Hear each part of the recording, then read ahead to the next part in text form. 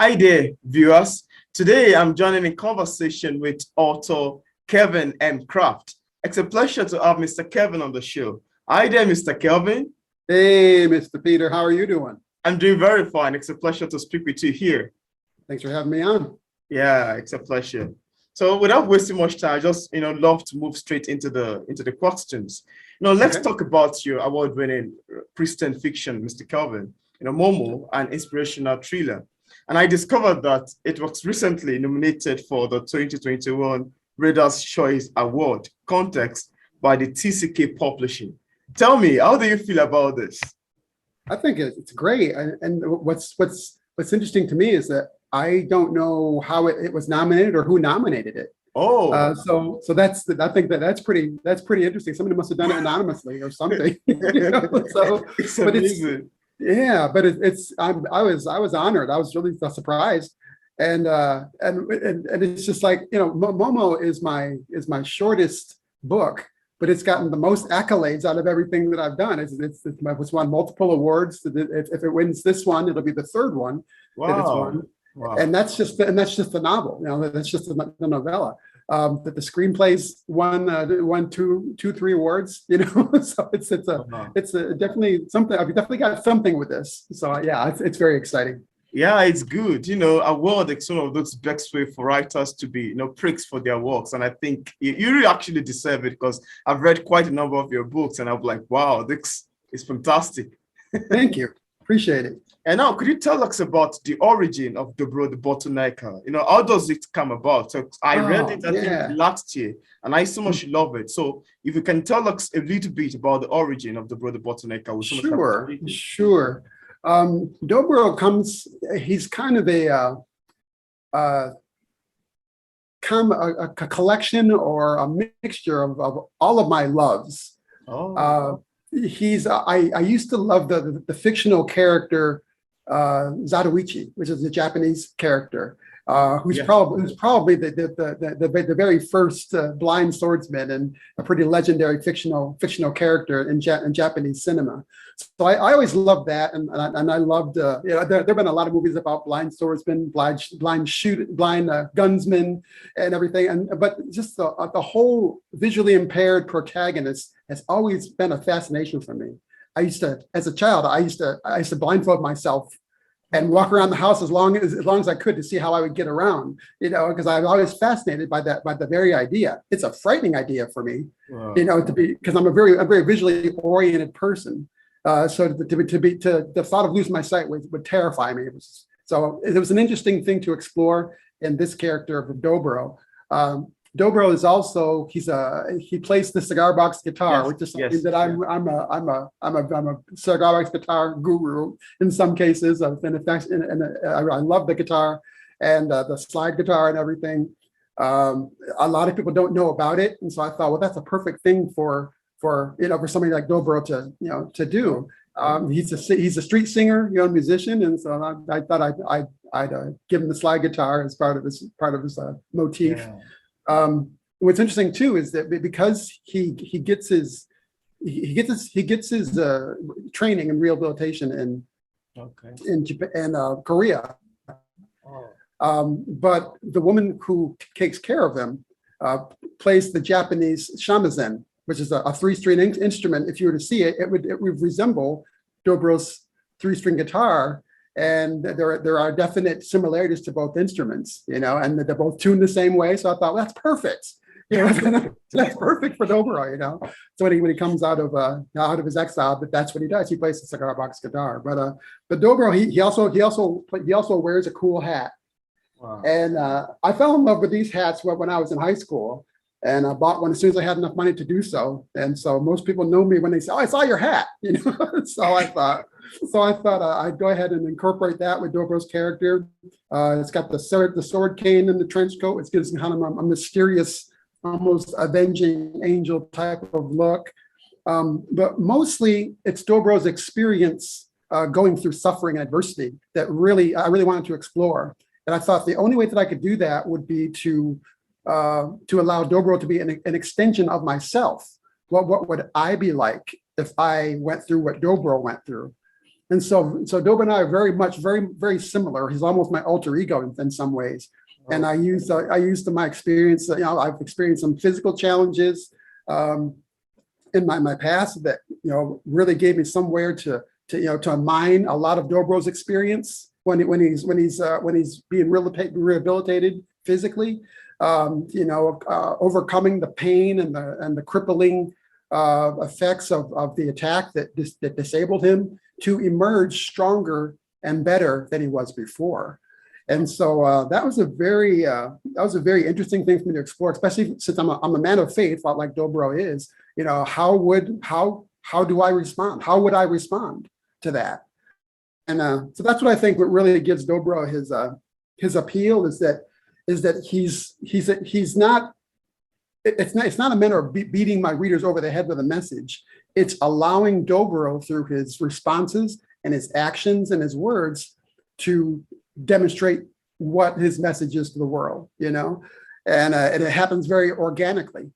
And so it's probably, he's the closest character to anybody that I've written so far. So I actually love his characterization when I read it. I so much love his characterization. I love the way he behaves throughout the novel, and his characterization really made for an interesting read.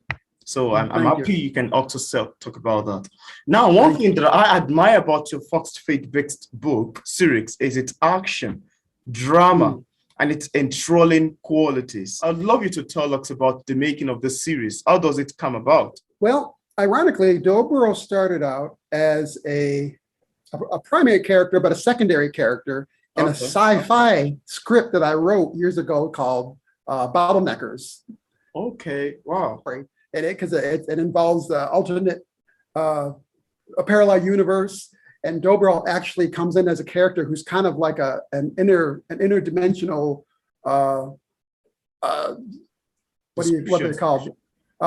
Like a cop almost, and he's pursuing this other person across dimensions, who's trying to traffic women from our dimension to their dimension because there's something wrong with the women over there and they need to replenish the source. So Dobro's on his trail, but it's a sci-fi story where Dobro is a primary character but not the main character. But I love writing his character so much in that by the end of that script, Dobro is on his own, and he's trapped in our dimension, in our universe. And he's on his own. And the last thing you see is him walking down the street. And I thought, well, he's such a fun character to write. I want to give him his own adventure. So I wrote what would become Long Way from Paradise as a screenplay. And then that was Dobro's first official solo adventure. And it was a straight action picture. There were no sci-fi, aspects to it at all. But I loved writing it. And I thought, well, I revisited the first story, and I thought Dobro was really a more compelling character than the person that I had in first. So I totally jettisoned the first story altogether. Yes. And I thought, okay, so Dobro, I got Long Way from Paradise. Well, now I got to decide. I got to figure out where he comes from. Okay. What his origins are. I got to give him a new origins, because the sci-fi thing, I jettisoned that. So I thought, okay, so what do I do? So I took the character of Drew from the first script and said, okay, that's his daughter. And his daughter is the catalyst to his adventure, and we see in Long Way from Paradise. So I devised this whole story that became Dobro the Bottlenecker, the first book, for his origins tale. And I already had the second story already done, So it just came out of just writing the novels for both the scripts. And so that's how that came about. Dobro he went through a lot of changes. He really did. But he finally emerged the way that I think that he was meant to, Yeah, sure. And so that's great. I love the answers to that. Now, I also want to ask you, without giving too much information away, could you tell us a bit about the second book series, that's Long Way from Paradise? Yeah, sure. Well, Dobro the Bottlenecker, the first book, of course, is what sets Dobro on his adventure. Yes. He's fully realized character, and he's coming to his. The second story takes place about a year later, and he's been on his own. For being a visually impaired person, he's very capable, and so he kind of travels around. He gets around, and he's perfectly able to sustain his meager living.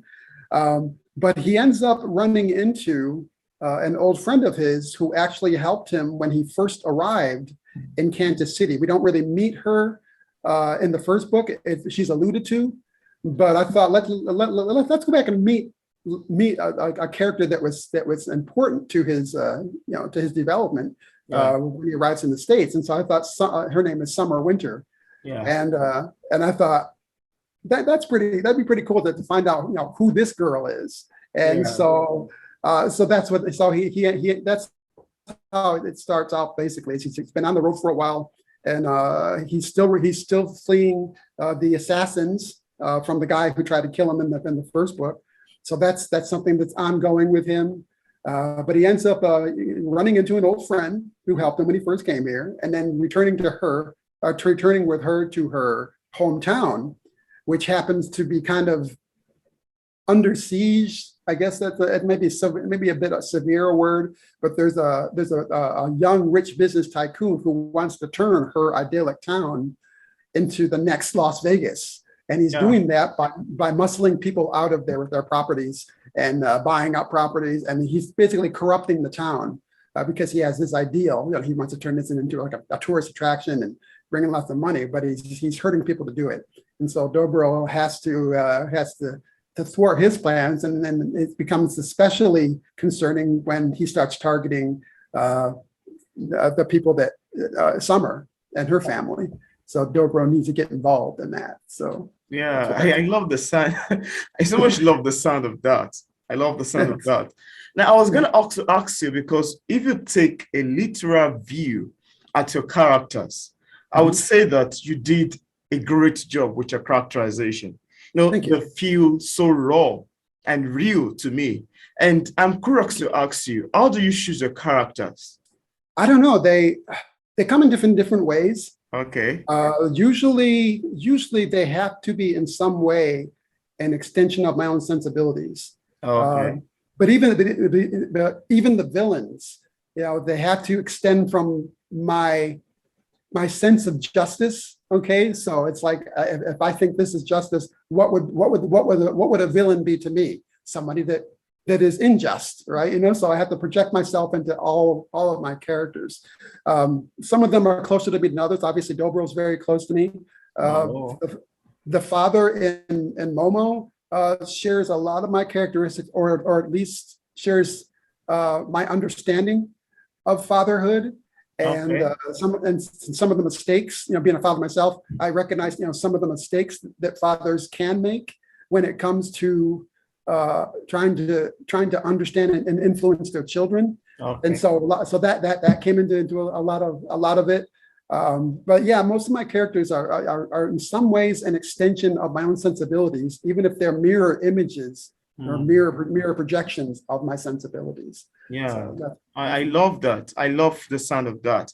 Now, I have this here with me, Bringing Down the House, which I find so amazing. And I'm showing also to the viewers out there. Without giving too much information, could you just tell us a bit about the making of Bringing Down the House? Yeah, sure.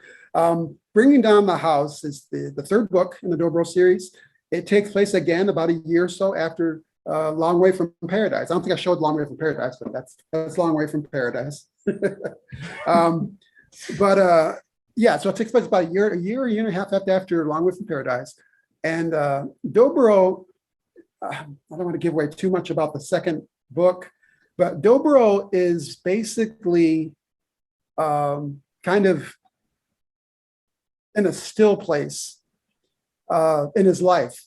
Yeah. The events of the second book have traumatized him in some ways, and has caused him to maybe second guess himself.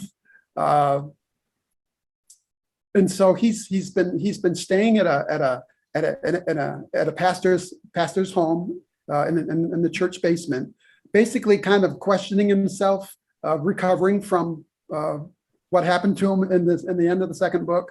Yeah. And basically just his confidence in himself, which was usually pretty sterling, has been shaken. Oh. And the pastor that he's worked with, of course, is one of his jobs is a counselor, of course. So he's kind of confiding in this minister as like a priest, and telling him about his life and how he got to where he is, and so that's where we find him. He's experiencing nightmares, because of the trauma that he experienced in the second book. He's just not sure. He's not sure about himself, and so that's where we find him. As the story progresses, we are reintroduced to some other characters from the first two books. We see, and I don't want to. I can't say who because I'm going to be giving away a lot from the first two books. But it becomes a convergence of in a great sense, where these relationships that were important to him in the first two books, now they've converged. And of course, the implication throughout the book is that this is God's will for these things to finally converge and for these conflicts to finally be resolved. Yeah. And so it's a fascinating journey writing that book because I thought, man, I actually thought that Bring Down House would be the last book in this particular series, but it wasn't, because so many things happen in this book that now everything is everything is like, oh, what's going to happen next, and so it was interesting to see how these characters came, converged together. Some of them didn't even have anything to do with each other, and yet they wind up together in the same place. And we also meet some new characters as well that are going to be important to Dobro. So it was, and we get a lot more music in this one as well, which is, in a book, music, how do you do that? I don't know how you do that in a book, but I tried to convey the fact that Dobro's a musician.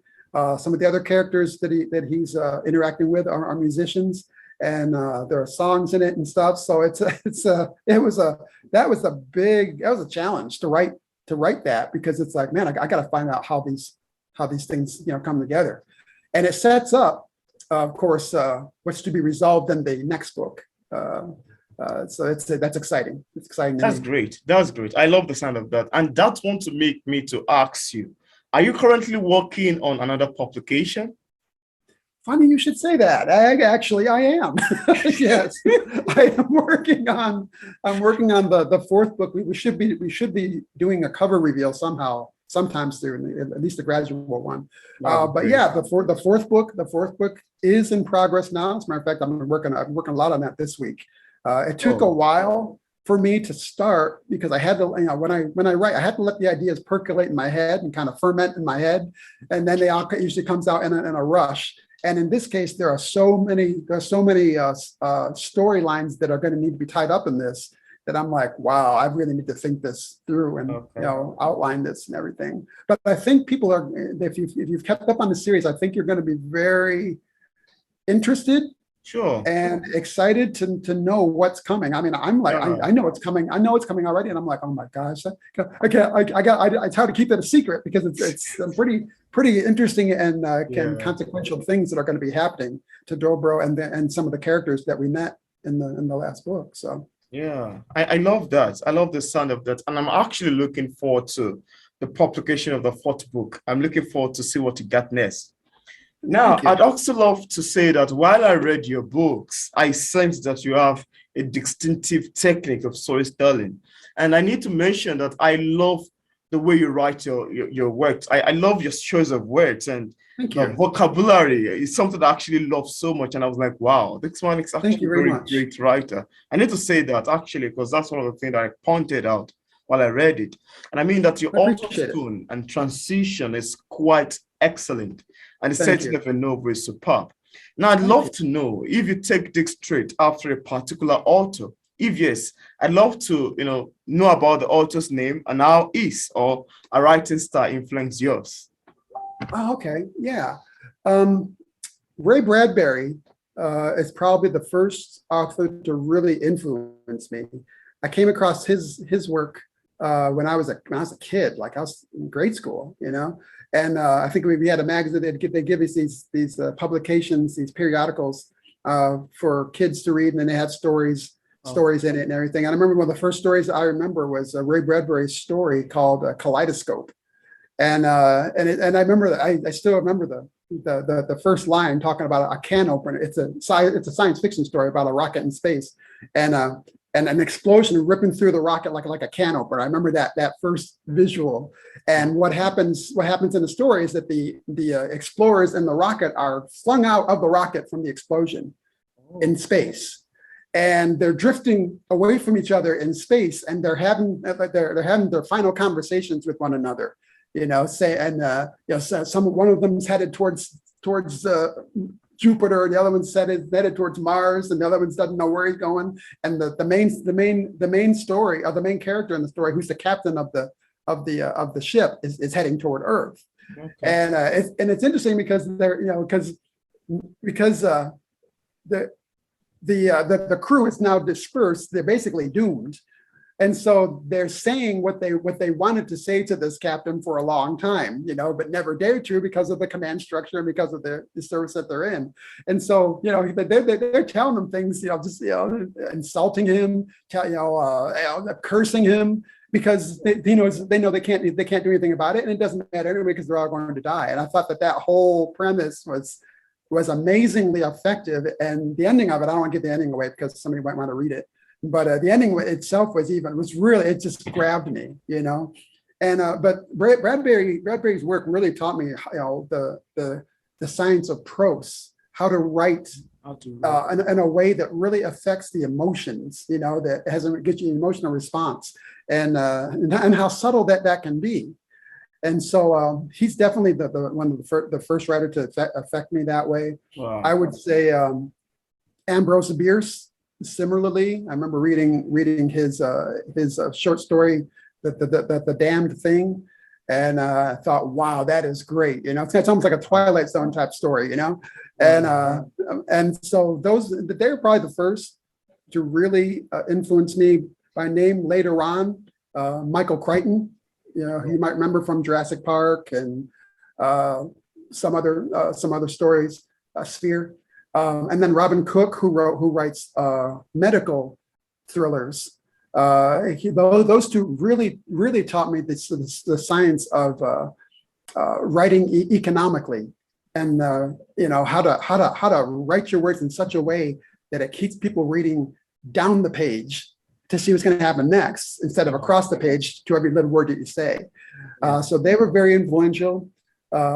Another author, James Byron Huggins, who made a big splash with Christian fiction.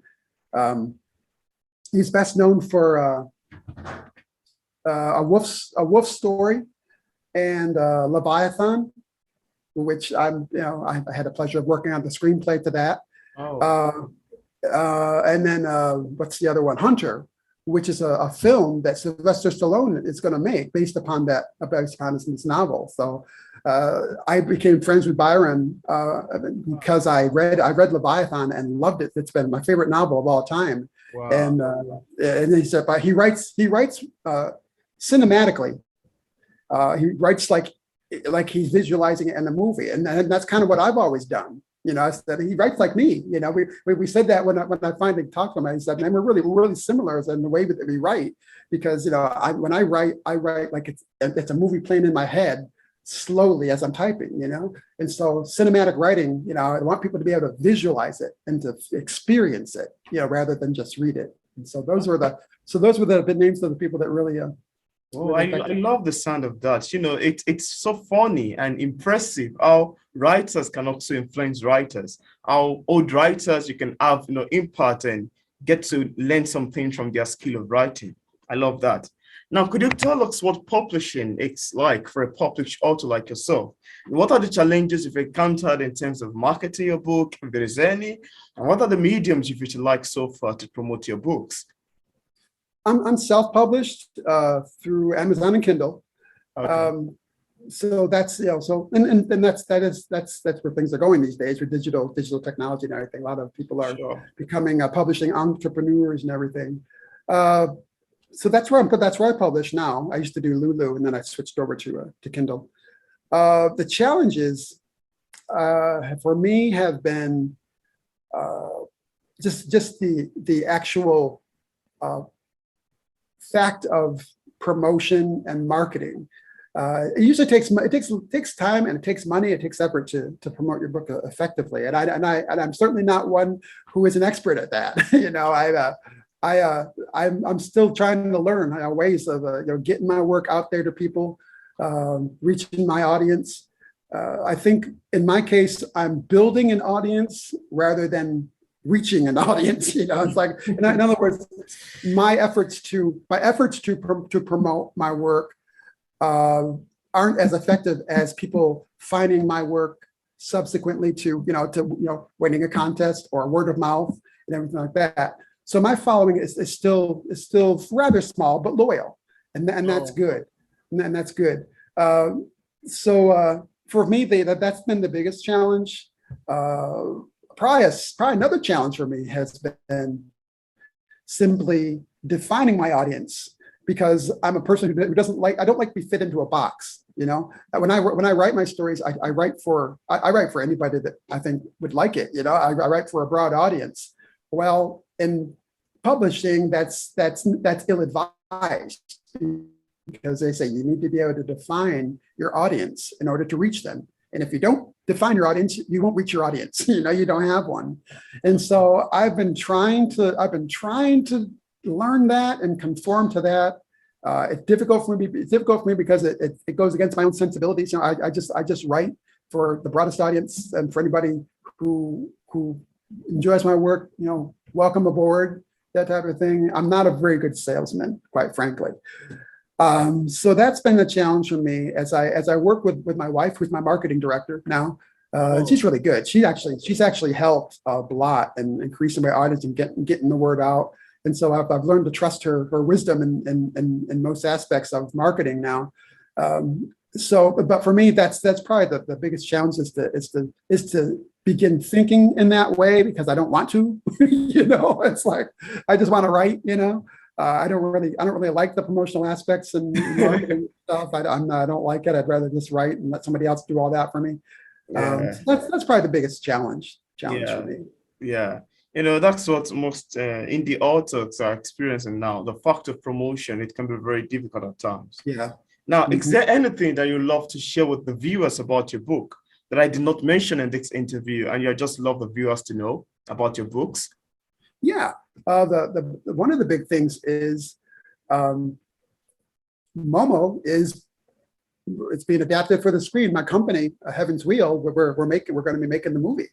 As a matter of fact, we should be starting a lot of work on that this year. The script's already written, it's already cast, and so we're gonna make it in house. I'm excited about that. That's something I wanted to do for like 12 years now. Is make the movie, and so but we're finally doing it, and so that's a very exciting prospect for me. I'd also like to see Dobro, at least the first book, become a movie. So I'm devising a pitch for that. I'm going to be pitching that to a motion picture executive later this month, and so we'll see what happens with that. Trying to think of anything. We're working on an audiobook for Momo as well, so that'll be coming probably. I'm thinking maybe late this year or early next. We have all the audio, the raw audio done. It's just we have to edit it and put the music in and the special effects and everything. So that I'm kind of looking forward to that. I think people will really enjoy that. Trying to think of anything else. The fourth Dobro book is coming out later this year. So so that's something to look forward to. But I think that's probably pretty much it. Yeah, I love that. I'm really looking forward to the fourth book series. Mr. Calvin, do you have any advice for writers who are still struggling with publishing a book like yours? What would you tell anyone in this category who's looking forward to becoming an author? I would say, that's presuming that they haven't written anything yet. I would say read a lot. Okay, that's good. Read a lot. Good writers are good readers. They're voracious readers. Read a lot. study what you enjoy reading. If there's a book that you enjoy especially, study it, read it again. Why do you enjoy it? Is it the use of words? Is it the story? Is it the plot? Is it the characters? Pick it apart. That's what I've done. Whenever I read a book that makes me say, wow, I just love that. I look at it again and study what it is that made it great for me, And so definitely, read, and then read something that read out outside your preferred author or genre as well. So that you can put more tools in the box, and you'll invariably, the more you read, you'll invariably come across the book that you don't like, that it's a bad book or a badly written book. Well, why? Learn from that. Why did you not like it? Well, what made it a bad book or a bad story for you? Take notes so that you don't make those same mistakes, that kind of stuff, So yeah, I'd say reading is probably the best thing a prospective writer could do. And then after that, I think the next biggest advice I would give would be to start writing. And if you've already written something, give it to somebody objective who will give you their honest opinion about what you've written. Because a lot of people who would love to write a book, I hear from people a lot of time, I like to write a book. I want to write a novel. I want to write my life story and everything like that. But, and this sounds harsh, not everybody can write well. I mean, it's a talent, it's a gift, not everybody has the same talent or gifts, and so I think that's something that people need to learn early on. Understand that not everybody can write. Not everybody who wants to write can write well. And that's just a fact. I'm not good at a lot of things. Woodworking, for example. I'd love to be a woodworker. I admire woodworkers, people who make furniture, people who carve wood and everything. I love that. Well, I tried it once and I didn't have the talent to do it. I failed miserably at it. And I had to say, okay, all right, well, I tried it. I don't have that talent. I can accept that. And so I think everybody has to be honest about themselves and let other people tell them. Because I had somebody tell me that, when I tried it, I worked with somebody who did it. And it's like, you're not getting this, And so I think it's good. You need to be brave and honest about yourself and about your talent. And if you discover that you have talent to write and somebody tells you, then that's great. Then you're on the right track and you can develop that talent. Thank you so much for your advice. I'm pretty sure viewers, including myself, would love to utilize it. So thank you so much, Mr. Kelvin, for accepting the invitation to be featured on P-English Literature. Viewers, I left a link in the description part of this interview if you'd like to get any of his books directly on Amazon. Thank you so much, Mr. Kelvin, once again, for accepting the invitation. It's a pleasure speaking with you. It's great talking with you again, Peter. Thank you. You're welcome.